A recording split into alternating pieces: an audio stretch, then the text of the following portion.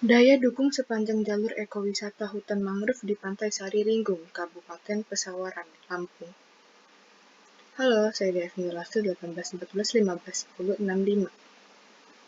Daftar isi pendahuluan atau latar belakang dan tujuan, metodologi, penelitian atau waktu dan tempat, dan pengumpulan data, hasil dan pembahasan atau grafik dan tabel, kesimpulan atau simpulan dan penutup.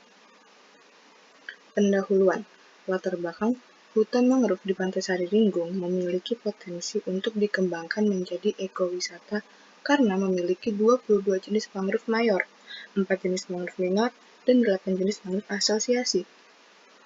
Tujuan dari penelitian ini adalah yang pertama mengetahui potensi flora di sepanjang jalur ekowisata hutan mangrove, 2 memahami pengunjung mengenai ekowisata, 3 mengetahui daya dukung sepanjang jalur ekowisata hutan mangrove di PSR. Metode penelitiannya yaitu waktu dan tempat. Penelitian ini dilaksanakan pada bulan Februari sampai Maret tahun 2015 di sepanjang jalur ekowisata hutan mangrove di Pantai Sari Ringgung, Kabupaten Pesawaran, Provinsi Lampung.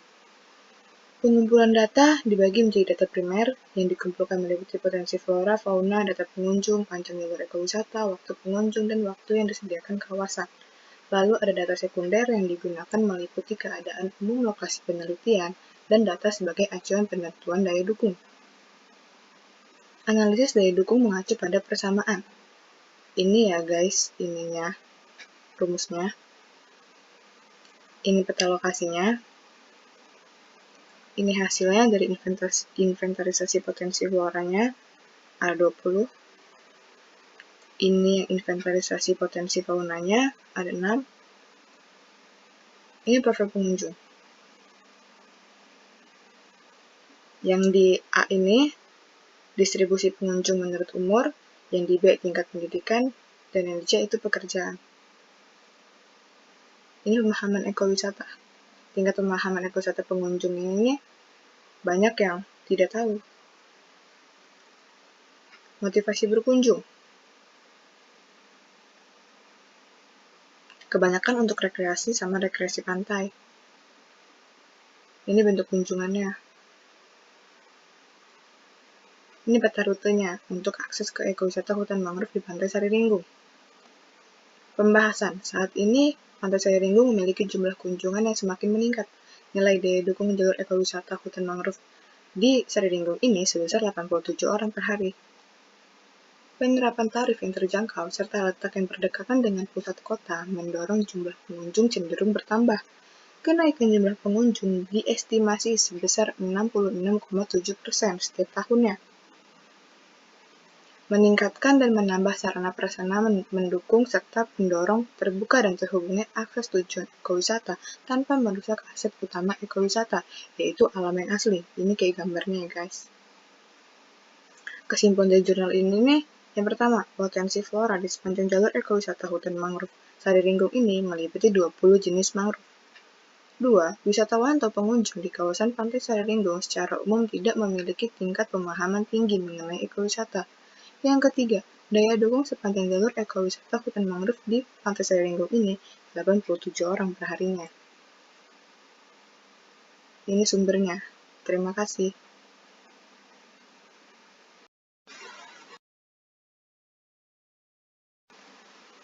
Potensi pengembangan ekowisata berbasis masyarakat di kawasan Rawapening, Kabupaten Semarang. Daftar isi, ada pendahuluan, metode, hasilnya pembahasan, lalu kesimpulan. Ini pintu masuk Rawapening ya guys, wisata apung Kampung Rawa. Infonya adalah Rawapening danau alam di Kabupaten Semarang, Jawa Tengah.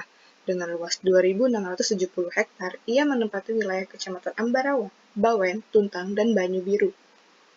Pendahuluan, kawasan Rawapening sesuai dengan karakter kawasan yang dapat dikembangkan sebagai kawasan ekowisata, yaitu kondisinya masih alami dan masih bersediakan perdesaan, serta memiliki banyak potensi wisata yang dapat dikembangkan. Danau Rawapening terbentang di 4 kecamatan, yaitu Kecamatan Bawen, Kecamatan Ambarawa, Kecamatan Banyu Biru, dan Kecamatan Tuntang. Ini ada deliniasi wilayah tadinya, ini gambarnya guys. Lalu tujuannya adalah memiliki potensi ekowisata berbasis masyarakat dan memberdayakan masyarakat. Metodologi penelitiannya yaitu metode pengumpulan data primer dan sekunder Metode pengumpulan sampel digunakan metode purposive sampling. Metode analisis yang digunakan dalam penelitian ini adalah metode kuantitatif, statistik deskriptif, scoring, dan kualitatif. Data primer dan sekunder. Data primer dikumpulkan dengan metode observasi, wawancara, dan kuesioner. Sedangkan data sekunder dikumpulkan dengan metode wawancara dengan instansi terkait dan telaah dokumen. Pengambilan sampel, wawancara kepada kepala desa, kepala Badan Lingkungan Hidup atau BLH, dan kepada bidang pariwisata dan dispora Bupdar Kabupaten Semarang. Metode random sejumlah 10 responden dan dari masing-masing desa, sehingga jumlah responden untuk kuesioner ini adalah 120 responden. Metode analisis, metode kuantitatif yang dilakukan dengan metode analisis statistik deskriptif untuk hasil kuesioner. Analisis scoring terhadap aspek objek dan daya tarik wisata dan aspek kemasyarakatan, dan analisis deskriptif kualitatif untuk penilaian akhir potensi ekowisata berbasis masyarakat di kawasan Rawapening. Hasilnya yaitu analisis potensi objek daya tarik wisata dilakukan pada 8 variabel, yaitu atraksi wisata, aksesibilitas, penyedia transportasi, ketersediaan kuliner, akomodasi, kondisi lingkungan, infrastruktur penunjang, dan fasilitas pendukung kegiatan wisata. Analisis objek daya tarik wisata, yaitu 37,5% responden menyatakan bahwa area rekreasi merupakan jenis objek wisata yang atraktif di beberapa desa. Transportasi, ini ada apungnya nih buat ke tempat makannya. Ini kalau misalnya mau kemana-mana nih yang perahu. Kulinernya nih rumah makan apung Kampung Rawa. Ini fasilitas pendukung. Aspek kemasyarakatan. Analisis pada aspek kemasyarakatan dilakukan pada 4 variabel, yaitu karakter masyarakat, bentuk partisipasi masyarakat, peluang usaha, serta kualitas wisata dan kesiapan masyarakat. Berdasarkan data BPS tahun 2013, mata pencaharian paling dominan yaitu 20,20% pada sektor industri, 19,03% pada jasa, 17,80% pada pertanian, 17,33% pada perdagangan, 4,70% perikanan, dan sisanya pada sektor lain. Tingkat pendidikan yaitu 71,67% pendidikan terakhir SMP, 23,53% pendidikan terakhirnya SMA, dan sisanya perguruan tinggi. Aspek pemberdayaan masyarakat dinilai dengan 3 indikator, yaitu badan, peran, dan bentuk kegiatan penyelenggaraan pemberdayaan masyarakat. Kegiatan ini yang dilakukan antara lain adalah mengadakan penyuluhan dan pelatihan mengenai pemanfaatan eceng gondok sebagai bahan baku kerajinan tangan, pemanfaatan barang bekas seperti kain perca ataupun limbah plastik menjadi produk yang mempunyai nilai jual yang lebih. Ini eceng gondoknya guys, bagus banget ya. Lalu, 59,17% responden menyatakan bahwa aturan paling dominan adalah untuk menjaga kebersihan lingkungan, namun penerapannya belum tegas karena tidak ada sanksi lingkungan yang diberlakukan di wilayah studi.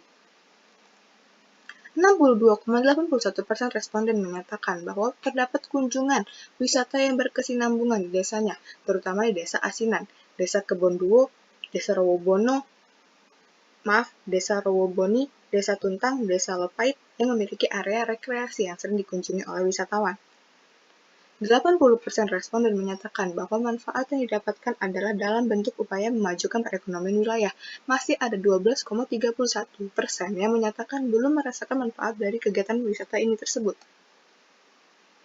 Seluruh responden menyatakan bahwa objek wisata paling dominan di kawasan mereka adalah Danau Rawapening. Masyarakat sudah cukup memahami potensi wisata di desa mereka, namun masih cenderung pesimis dan pasif untuk mengembangkannya. Adat istiadat di wilayah studi masih terjaga dengan baik, yaitu terbukti dengan masih lestarinya merti dusun dan sedekah rawa. Ini contohnya ya guys. Serta masih lestarinya di beberapa tradisi seperti kesenian daerah, gotong royong, nyadran, pengajian, merti dusun, syukuran, wayang, sedekah rawa, padusan, atau berendam di sungai muncul, dan larungan ke Danau Rawapening. Potensi ekowisata berbasis masyarakat di kawasan Rawapening terbagi ke dalam 4 kategori desa, yaitu desa dengan potensi ekowisata, desa dengan potensi berbasis masyarakat, desa dengan potensi ekowisata berbasis masyarakat, dan desa yang belum memiliki potensi apapun.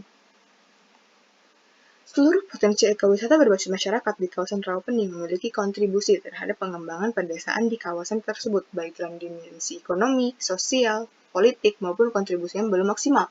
Ini gambar 3 ini pengaruh ekowisata berbasis masyarakat terhadap pengembangan pedesaan di kawasan Rawapening. Kontribusi pengembangannya yaitu ada ekonomi sosial politik. Yang ekonomi, kegiatan wisata di beberapa desa sudah berkontribusi langsung. Dampaknya sosial, kegiatan wisata terhadap pengembang masyarakat sudah cukup terlihat. Politik dilihat dari kebijakan dan program pemerintah untuk saat ini belum menyeluruh. Kesimpulannya yaitu, Rawapening memiliki potensi yang cukup baik untuk dikembangkan sebagai kawasan ekowisata berbasis masyarakat, karena tidak hanya memiliki sumber daya wisata berupa wisata alam dan budaya, namun juga memiliki sumber daya masyarakat yang potensial untuk diberdayakan dalam kegiatan wisata tersebut. Terima kasih.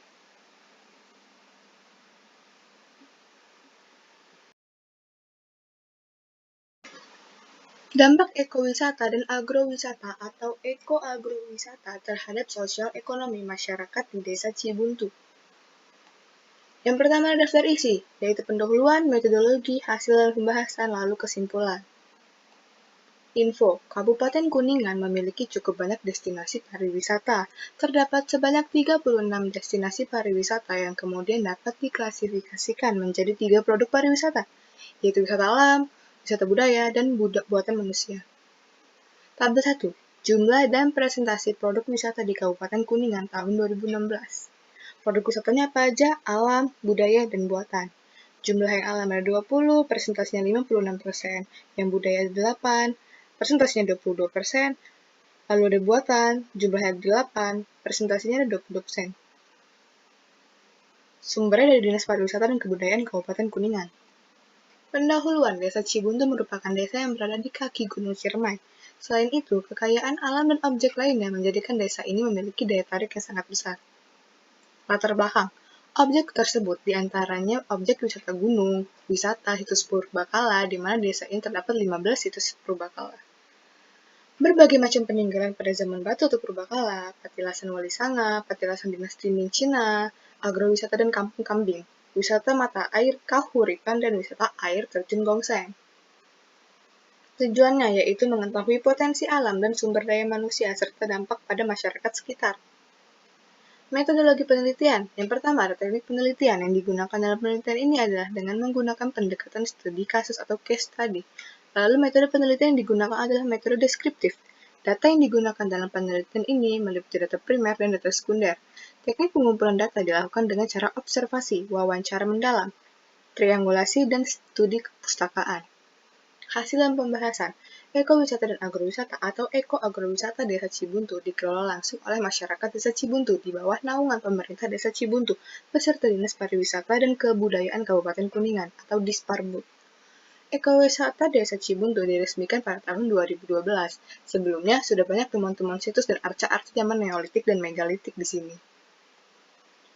Ekowisata Desa Cibuntu memiliki beraneka produk ekowisata. Terdapat sebanyak 17 produk ekowisata yang meliputi berbagai macam produk seperti agrowisata, produk wisata alam, wisata sejarah, dan sebagainya. Ini ya guys produk-produknya ada 17 ini. Sistem pengelolaan ekowisata dan agrowisata Desa Cibuntu adalah swadaya masyarakat yang dibantu oleh dukungan Dinas Pariwisata dan Kebudayaan Kabupaten Kuningan. Profil masyarakat Desa Cibuntu dalam kegiatan ekoagrowisata. Masyarakat Desa Cibuntu merupakan masyarakat yang homogen dengan rasa persatuan dan persaudaraan yang kuat, serta memiliki sistem sosial yang teratur dengan perilaku tradisional. Dalam kegiatan ekowisata dan agrowisata atau ekoagrowisata Desa Cibuntu, masyarakat memegang peranan utama. Ini salah satu contohnya.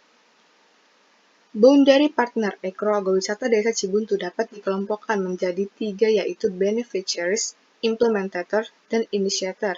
Beneficiaries merupakan pelaku yang memperoleh manfaat dari ekoagrowisata ini. Implementator merupakan aktor pelaksanaan program, dan inisiator merupakan aktor yang merancang program ini. Dampak ekonomi, dampak terhadap pendapatan. Sebelum adanya ekoagrowisata di Desa Cibuntu, rata-rata informan memiliki penghasilan yang lebih kecil, tetapi setelah adanya ekoagrowisata Desa Cibuntu, masyarakat mendapatkan penghasilan tambahan serta pekerjaan tambahan. Rata-ratanya itu sebelum ekowisata nih, 780.000. Setelah ekowisata, rata-ratanya jadi 1.260.000. Dampak terhadap lapangan pekerjaan. Tenaga kerja yang ikut terlibat dalam pengelolaan ekoagrowisata berasal dari penduduk lokal asli desa. Desa Cibuntu dari mulai anak-anak, remaja, dewasa, dan bahkan manula ikut berpartisipasi dalam penyelenggaraan ekowisata ini. Dampak terhadap kegiatan sosial kemasyarakatan. Kondisi sosial masyarakat belum dan sesudah adanya ekowisata adalah positif. Adanya ekowisata dan agrowisata Desa Cibuntu membuat masyarakat semakin kompak di segala hal gotong royong. Dampak terhadap ilmu pengetahuan. Menurut hasil wawancara dengan informan, pengetahuan masyarakat banyak mengalami perkembangan setelahnya ada ekowisata, terutama di bidang pengetahuan yang berhubungan dengan kepariwisataan. Ilmu pengetahuan masyarakat bertambah baik di bidang kuliner, keahlian berbahasa, dan berbagai bidang ilmu pengetahuan lainnya. Dampak terhadap budaya dan adat masyarakat. Desa Cibuntu merupakan desa yang masih memegang teguh kebudayaan lokal. Kebudayaan tersebut diantaranya peringatan upacara adat tahunan yang konsisten dilakukan setiap tahunnya, dari zaman dulu hingga sekarang. Adanya ekoagrowisata di desa Cibuntu tidaklah berdampak negatif terhadap budaya dan adat istiadat. Justru sebaliknya, menjadi satu dampak yang positif. Dampak kelembagaan dan fisik desa Cibuntu. Sebelumnya, sudah terdapat kelembagaan, di antaranya Badan Permusyawaratan Desa atau BPD, Lembaga Ketahanan Masyarakat Desa (LKMD), Lembaga Pemberdayaan dan Kesejahteraan Keluarga (PKK), Posyandu, Kelompok Wanita Tani (KWT), Kelompok Simpan Pinjam, Koperasi, Kelompok Tani, Karang Taruna, dan Kelompok Ternak. Terdapat kelembagaan baru setelah adanya ekoagrowisata, yaitu Komunitas Penggerak Pariwisata atau KOMPEPAR. Kesimpulannya yaitu ekowisata dan agrowisata. Ekoagrowisata di Desa Cibuntu ini merupakan salah satu tempat wisata yang memiliki potensi yang sangat besar. Potensi tersebut diantaranya potensi alam dan potensi sumber daya manusia atau masyarakat. Ekoagrowisata di Desa Cibuntu telah memberikan dampak positif bagi masyarakat. Dampak terhadap ekonomi terdapat pada peningkatan pendapatan masyarakat dan bertambahnya lapangan pekerjaan. Dampak sosial terjadi pada peningkatan kualitas kekompakan masyarakat pada kegiatan sosial. Daftar pustakanya sekian dari saya akhiri. Terima kasih.